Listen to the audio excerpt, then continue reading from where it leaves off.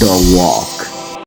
Really struck me is the fact that nobody can take your faith away from you. So if you're locked in a room with nothing around you, you still have the ability to pray. Like prayer can never be taken from you. Material possessions can. The only thing that can prevent you from praying is yourself. And I think with that in mind, I was thinking of like your posture of suffering. When you're suffering, you have the ability to still stay connected to God through prayer so that He can get you through.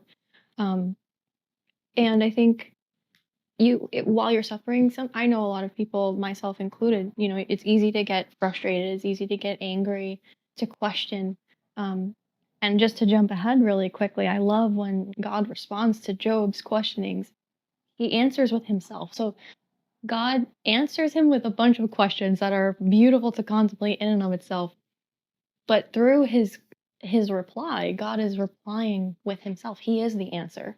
And so when I close my eyes and I'm thinking about the trials that I endure while I'm suffering, the only thing that gives me true comfort is him, is God himself.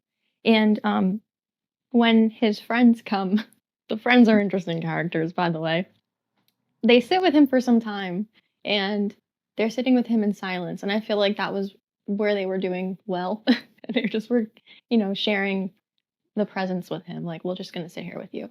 But then as soon as they open their mouths, it just goes downhill from there. And they're like, this is your fault. This is why. But it made me contemplate, like, okay, when someone's suffering, we don't know why they're going through what they're going through. We never really know the cause of a particular suffering as much as in our human capabilities we're trying to figure out why we're going through this. How can this come to an end? And we start blaming. We pull out our finger and we do the blame game.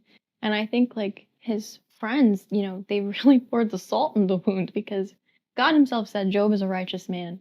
And yet his friends are saying, like, well, surely somewhere in your life you did wrong and this is why this is happening. And, I feel like the way that they are viewing his suffering is also a cross to him because he's got to hear their judgments. And it makes me reflect, when you're accompanying a friend in their time of trial, just be there for them.